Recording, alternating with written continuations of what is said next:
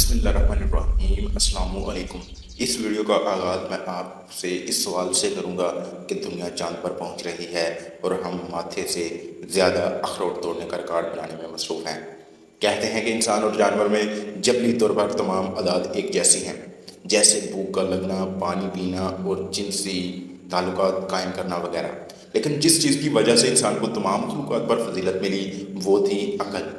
یہی وہ عقل تھی جس کی بنیاد پر انسان کو سارے اختیارات دیے گئے۔ اسی اختیار کی بنا پر انسان نے کائنات کو مسخر کیا، کائنات کے رازوں کو، پوشیدہ رازوں کو دنیا کے سامنے لے کر آئے۔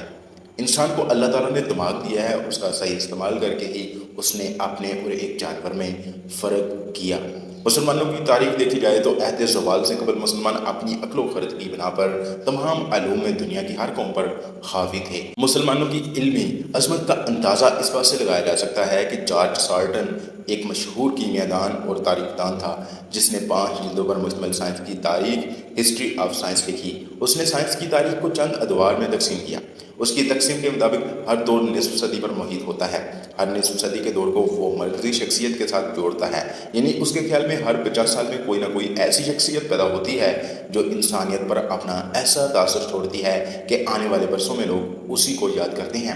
وہ 450 تا 500 قبل مسیح افلاطون کا دور قرار دیتا ہے۔ اس کے بعد کے ادوار کو ارسطو، اقلیدس اور ارشمیدس کا دور کہتے ہیں۔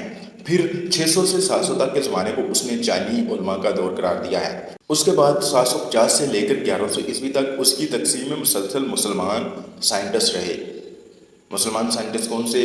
الجابر، الخوارزمی، الرازی، الماسودی، البیرونی، ابن سینا، ابن الہشام اور عمر خیام کا دور۔ انہوں نے کہا کہ ان کا دور تھا 750 سے لے کر 1100 عیسوی تک۔ سارٹن کے نزدیک 350 سال تک صرف مسلم سائنسدانوں کا دور رہا۔ جارج کی تقسیم کے مطابق 1100 عیسوی کے بعد پہلی بار مغربی اشخاص کا نام سائنس کی دنیا میں شروع ہوتا ہے، مثلاً گیرارڈ، راجر، بیگن۔ تاہم اس کے بعد 250 سال تک ابن رشد، نصیر الدین توسی اور ابن النفیس کا ذہنی غلبہ یورپ پر قائم رہا۔ ابن نفیس وہ پہلا شخص تھا جس نے پہلی بار جسم کے اندر دوران خون کا امکان ظاہر کیا تھا، یعنی تقریباً 600 سال تک سائنس پر مسلمانوں کا غلبہ رہا تھا۔ کون سی دریافت ایسی تھی جس کی ایجاد مسلمانوں نے نہ کی ہو؟ وجہ کیا تھی؟ ان لوگوں نے اپنا قیمتی دماغ انسانیت کے لیے استعمال کیا۔ بعد میں مسلمانوں کی دیکھا دیکھی مغرب نے بھی یہی کیا۔ انہوں نے جنگ اور طاقت کی بجائے ایک دوسری تلوار یعنی اپنی دانش کی طرف توجہ دی۔ یہ وہ وقت تھا جب مسلمان اپنی طاقت کے نشے میں دھت تھے اور یہی ان کے زوال کی ابتدا تھی۔ جبکہ اہل عرب نے جب تلوار میان میں رکھ کر علم کی تلوار بلند کی تو یہی وہ وقت تھا جب ان کے عروج کی ابتدا ہوئی۔ اس کے بعد انہوں نے پیچھے مڑ کر نہیں دیکھا اور مسلسل ترقی کی منازل طے کرتے چلے گئے۔ اور آج حال یہ ہے کہ انہوں نے آرٹیفیشل انٹیلیجنس AI جیسی ایک ایسی چیز ایجاد کر لی ہے کہ اب وہ ہمیں یعنی انسانوں کو سکھاتا ہے کہ کام کس طرح کیا جانا چاہیے۔ ہم اس کی تاریخ پوچھتے ہیں تو وہ بتا دیتا ہے، ہم اس سے کوئی پلاننگ پوچھتے ہیں تو وہ بتا دیتا ہے۔ حیرت کی بات یہ ہے کہ ہم جتنی دیر میں سوچتے ہیں وہ اس سے پہلے کام کر کے بھی دے دیتا ہے کہ اب وہ ہمیں یعنی انسانوں کو سکھاتا ہے کہ کام کس طرح کیا جانا چاہیے۔ ہم اس سے تاریخ پوچھتے ہیں تو وہ بتا دیتا ہے، ہم اس سے کوئی پلاننگ پوچھتے ہیں تو وہ بتا دیتا ہے۔ حیرت کی بات یہ ہے کہ ہم جتنی دیر میں سوچتے ہیں وہ اس سے پہلے کام کر کے بھی دے دیتا ہے۔ آگے مزید کیا کیا ہونے والا ہے اس کا ہمیں کچھ نہیں پتا، لیکن یہ ضرور ہے کہ اب یہ کام رکے گا نہیں بلکہ مزید آگے چلتا رہے گا۔ اس کے برعکس ہم مسلمانوں نے بالکل الٹ معاملہ اختیار کر لیا ہے۔ ہم نے تحقیق کو پیچھے چھوڑ دیا ہے۔ علم و دانش کیا ہوتی ہے یہ صرف الفاظ کی حد تک ہے، عملی طور پر بہت دور ہیں۔ صرف پاکستان کے مسلمانوں کے کارنامے دیکھیں گے تو ان گشتے بدنداں ہو جائیں گے، جیسے کہ کبھی ہم اپنی مونچھوں سے بس کھینچتے ہوئے نظر آئیں گے، کبھی ہم طویل جھنڈے بناتے ہوئے عالمی ریکارڈ قائم کرنے کی کوشش کرتے ہیں، اور کبھی ہم اپنے ماتھے سے زیادہ اخروٹ توڑتے ہوئے عالمی ریکارڈ بناتے ہیں۔ جس دماغ کو استعمال کرنے کا ہنر غیروں نے ہم ہی سے سیکھا، ہم اس کے بالکل برعکس کھڑے ہیں۔ یہ ہیں ہمارے کارنامے۔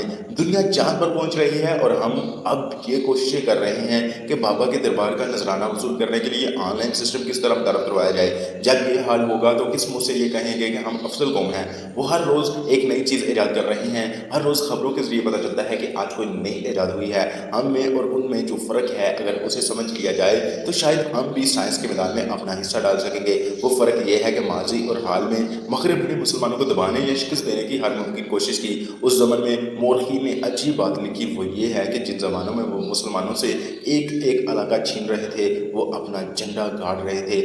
اسی زمانے میں انہوں نے مسلم کتب خانوں میں بڑی بے شمار کتابوں کو اہتمام کے ساتھ چھاپا اور ان کے ترجمے کیے۔ انہوں نے سیاست کے معاملے کو الگ رکھا اور علم کے معاملے کو الگ۔ ابن بطوطہ کے سفر نامے کا ترجمہ روسی زبان میں اور یورپ کی اکثر زبانوں میں شائع ہوتا رہا۔ اس کے برعکس ہماری طرف سے ایک عرصے تک زبان سیکھنے کی پابندی میں باقاعدہ فتویٰ دیے گئے۔ ہماری خوش قسمتی اور بد قسمتی دونوں ہیں۔ خوش قسمتی یہ ہے کہ ہمارے پاس قرآن جیسی الہامی کتاب موجود ہے، لوح و مرجان ہے، اور بد قسمتی یہ ہے کہ ہم نے اس سے کچھ بھی حاصل نہیں کیا۔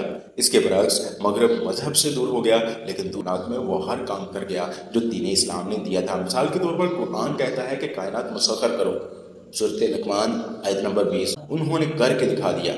قرآن کہتا ہے غور و فکر کرو، آل عمران 191 میں، انہوں نے کیا۔ قرآن نے جو سائنسی حقائق بیان کیے مغرب نے اس پر عمل کر کے دکھایا۔ اس کے برعکس ہم نے جو کام کی وہ یہ کہ اہل مغرب نے جو بھی سائنسی ایجادات کی ہم نے فوراً کہا کہ یہ تو قرآن مجید میں موجود ہیں، اس سے بڑھ کر آگے آئیے تو یہاں تک کہا کہ دیکھا 1400 سال قبل ہمارے قرآن میں یہ بات موجود تھی اور کافر اب نکال رہے ہیں۔ کیا اس پر فخر کیا جائے یا افسوس اور شرمندگی؟ لیکن ہم فخر ہی کر رہے ہیں۔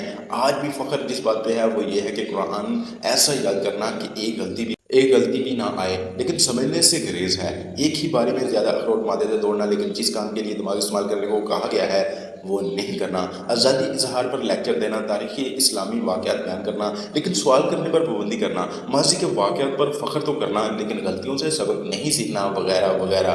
حقیقت یہ ہے کہ ہم مغرب سے پیچھے نہیں بلکہ بہت پیچھے ہیں۔ ہم نے اپنی دانش کہیں کھو دی ہے، اب اسے جگانے کے لیے کسی مسیحا کے اقتدار کی بجائے خود ہی جاگنا ہوگا، ورنہ ہم اپنی ماضی پر فخر کرتے رہیں گے اور پتہ نہیں ہمارے ساتھ کیا ہوگا اور ہم کہاں در بدر کی ٹھوکریں کھاتے ہوئے نظر آئیں گے۔